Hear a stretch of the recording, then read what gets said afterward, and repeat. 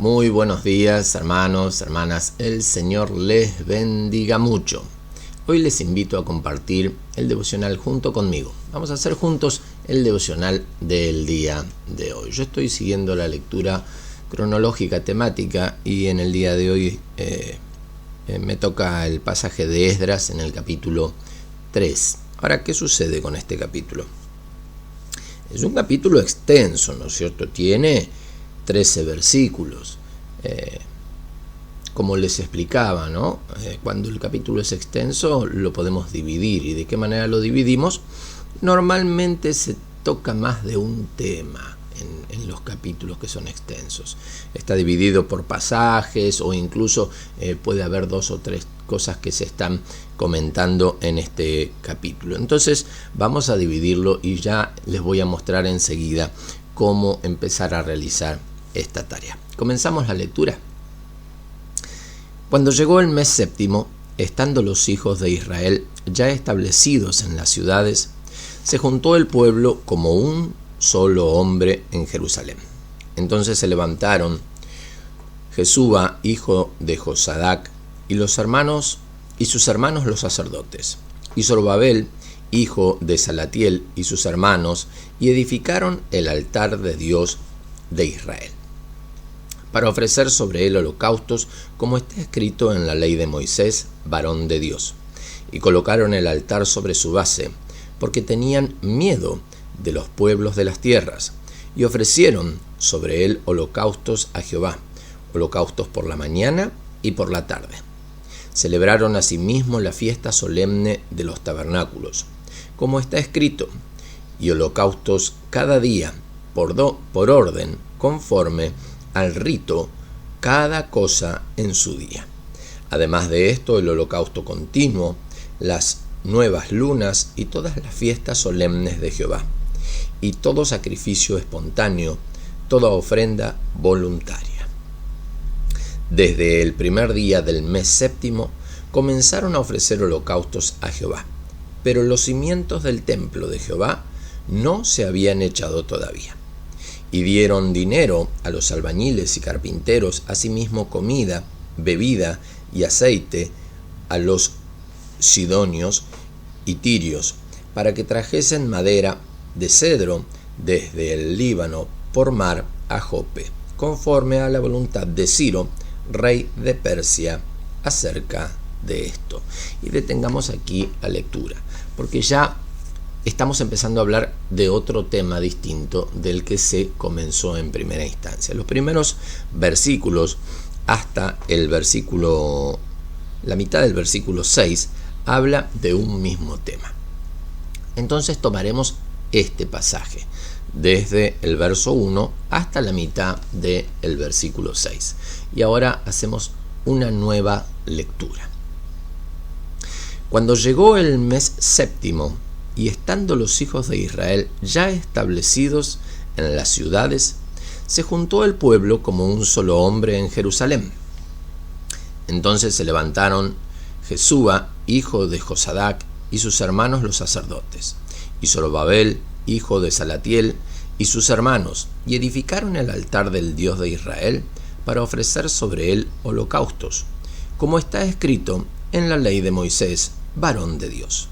Y colocaron el altar sobre su base, porque tenían miedo de los pueblos de las tierras, y ofrecieron sobre él holocaustos a Jehová, holocaustos por la mañana y por la tarde. Celebraron asimismo la fiesta solemne de los tabernáculos, como está escrito, y holocaustos cada día, por orden, conforme al rito, cada cosa en su día. Además de eso, el holocausto continuo, las nuevas lunas y todas las fiestas solemnes de Jehová, y todo sacrificio espontáneo, toda ofrenda voluntaria a Jehová. Desde el primer día del mes séptimo comenzaron a ofrecer holocaustos a Jehová. Hasta aquí la lectura del día de hoy. En este pasaje vemos varios aspectos que tenemos que sobresaltar, ¿no es cierto? Pero vamos a ir siguiendo el modelo que venimos practicando, ¿no es cierto? Una vez que hemos hecho ya varias lecturas de esto y tenemos la comprensión del texto, ¿de qué se trata el texto? El texto nos está hablando de una restauración del altar y del servicio de los sacerdotes a Jehová, ¿no es cierto? Nos habla de que el pueblo se reúne y deciden establecer el altar de Dios dentro de la ciudad, dice en sus bases, porque tenían miedo de los pueblos de las tierras. Y aparece allí mencionado un tal rey Ciro de Persia. Cuando comienza el pasaje dice de que estando los hijos de Israel ya establecidos en sus ciudades. Yo vengo siguiendo la lectura cronológica, así que recuerdo de los días anteriores que Esdras comienza justamente a hacer esta tarea de restauración del templo por la palabra que Jeremías había dado y que el Espíritu de Dios había infundido sobre el rey Ciro de Persia para dar la orden de reconstruir el templo de Jerusalén, para ir a construir el templo de Jerusalén. El rey Ciro era un rey pagano, pero Dios estaba utilizando esta vida que estaba en este momento en autoridad sobre esta tierra. Era aquel que tenía la potestad incluso para manejar recursos, dando órdenes de que tenían que pedir piedras y bueno, los materiales necesarios tenían carta y autorización de parte del rey Ciro. Por eso es que final de esto habíamos empezado a leer cómo estaban empezando a pedir materiales a los sirios y tidonios para echar los cimientos del templo. Pero no nos vamos a ir para ese tema. Vamos a entender entonces qué es lo que está sucediendo. En medio de la restauración del templo, lo primero que se hace es establecer el altar. Los cimientos del templo todavía no habían sido echados, no habían clavado una pala todavía, pero lo primero que hacen es poner el altar en funcionamiento.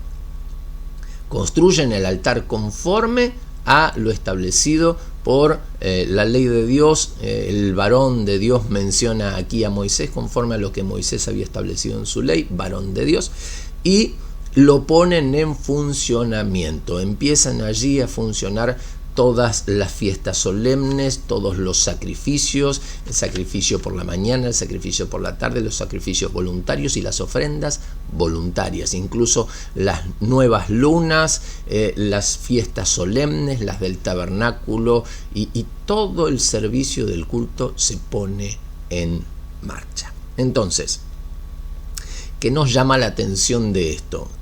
Personalmente a mí me llama la atención de que antes de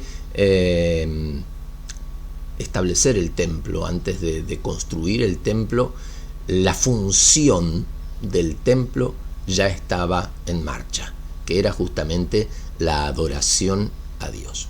Antes de la construcción del templo, ellos ya estaban adorando a Dios, habían vuelto a poner en marcha el servicio del culto, de la adoración a Dios. ¿Cuál es la idea principal de este pasaje? Justamente esta, ¿no?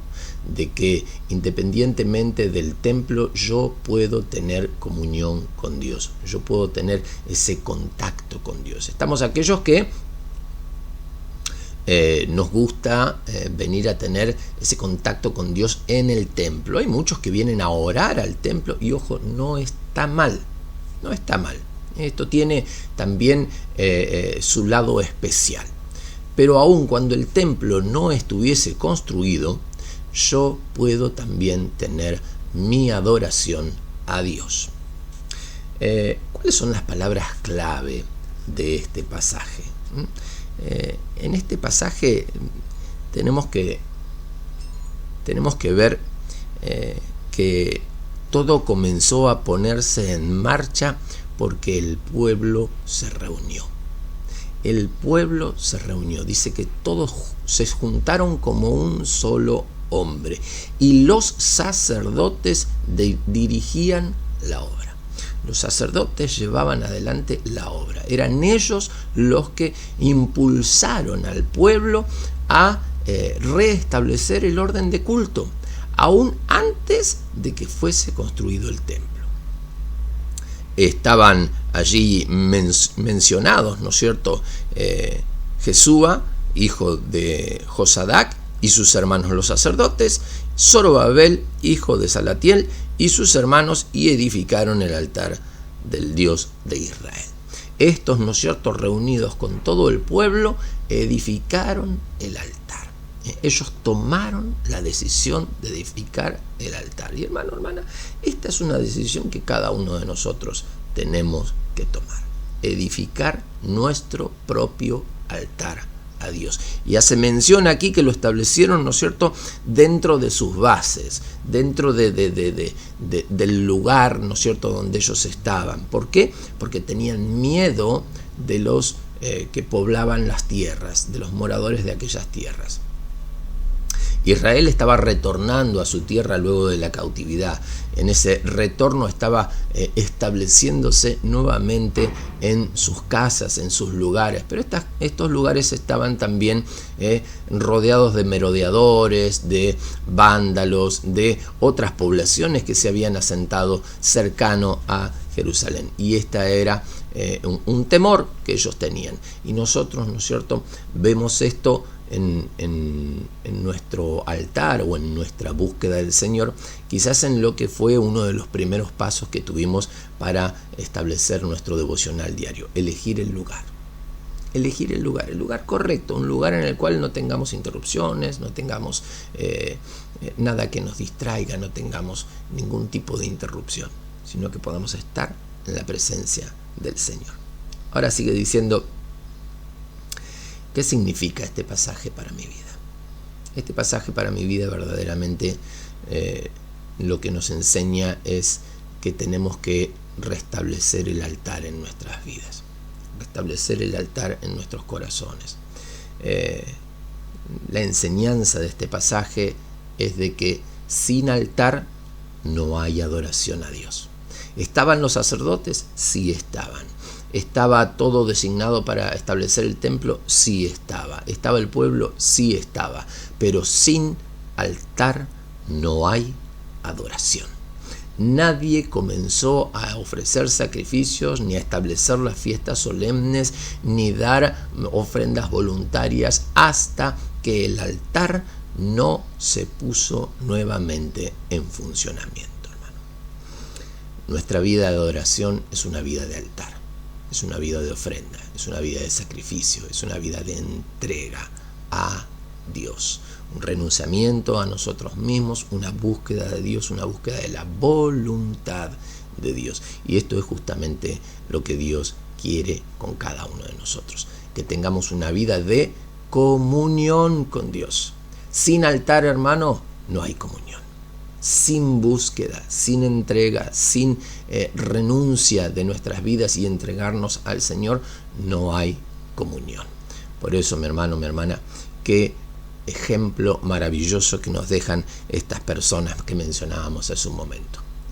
Ellos, con su oficio, ellos eran los sacerdotes establecidos, guiaron al pueblo, trajeron nuevamente al pueblo a la adoración a Dios. Y yo, hermano, hermana, ¿de qué manera puedo llevar esto a la práctica? Yo tengo que llevar a mi familia, yo tengo que llevar a mi hogar, yo tengo que llevar a mis hijos a la adoración a Dios. El culto no es solo para mí, el culto es para todos los hijos de Dios, es para todos aquellos que moran en mi casa. Recuerde lo que decía Josué cuando estaba a punto de dejar su mandato y partir con el Señor: yo y mi casa serviremos a Jehová. El pueblo había empezado ya a querer desviarse, a ver para qué lado iban a ir, porque habían quedado algunos moradores de la tierra con sus dioses también, que estaban siendo de tropiezo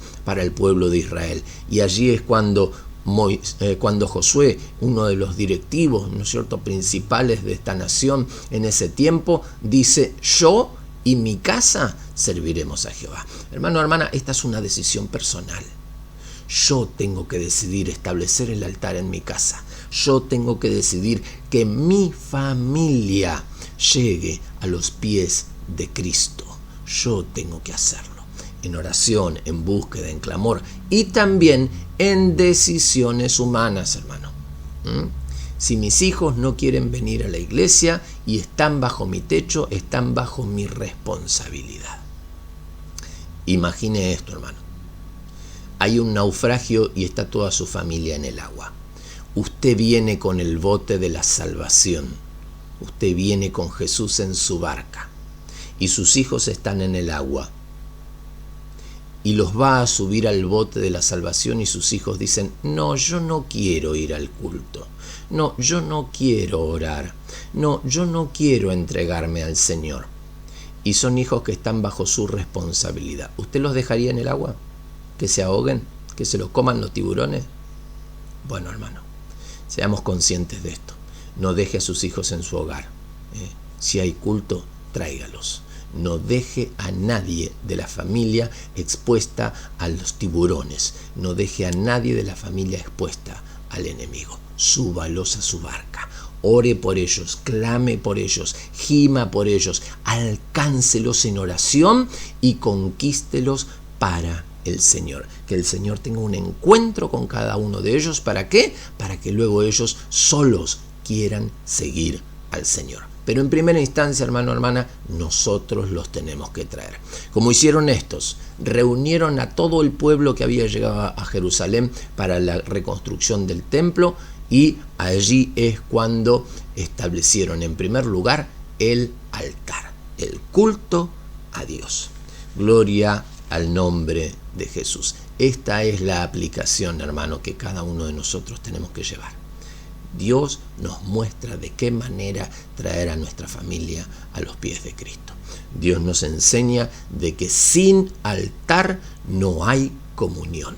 ¿Qué es el altar, hermano? Es mi tiempo de oración, es mi tiempo de entrega a Dios, es mi devocional.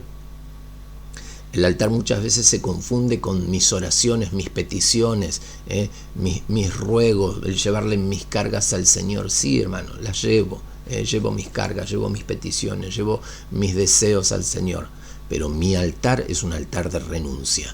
Mi altar es un altar de entrega. Mi altar es el altar en el cual yo entro en la presencia del Señor, no para pedir nada, sino para dar al Señor mi adoración y para escuchar de Él su directiva a través de la palabra del Señor.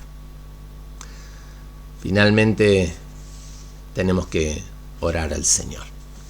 Se ha extendido un poco, pero vamos a tomar unos minutos para orar al Señor.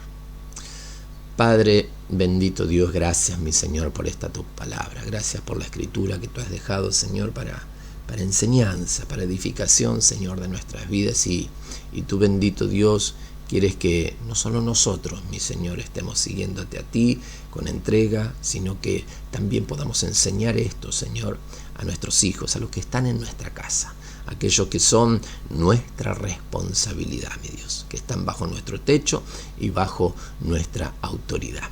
Bendito Dios, yo te pido, mi Señor, que tú nos estés auxiliando. Auxílianos, bendito Dios, en primer lugar, a mantener este altar contigo.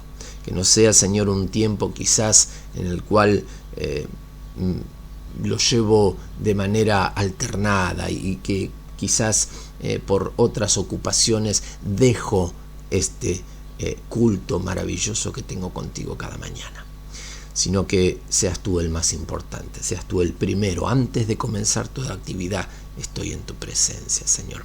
Estoy en ese altar contigo, mi Dios, ofreciendo mi sacrificio, mi entrega, mi renuncia. Mi vida la pongo en tus manos. La pongo allí en ese altar, Señor, aleluya, ofreciendo mi vida como un culto de adoración a ti, bendito Dios. Haz, amado Señor, tu obra. Obra en mi vida, Señor. Ven con ese fuego, amado Señor, purificador sobre mi vida, Padre, limpiándome, Señor, y transformándome, eterno Dios, así a tu imagen, a como tú, bendito Dios, deseas que yo sea, amado Padre. Y aún, bendito Dios, guíanos.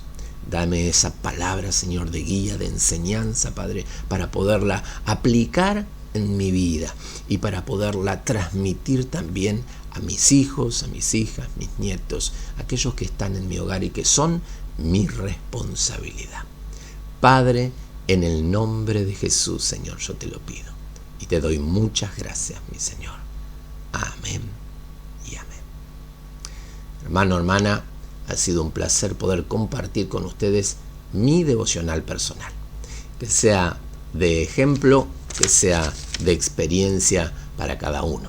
El Señor les bendiga.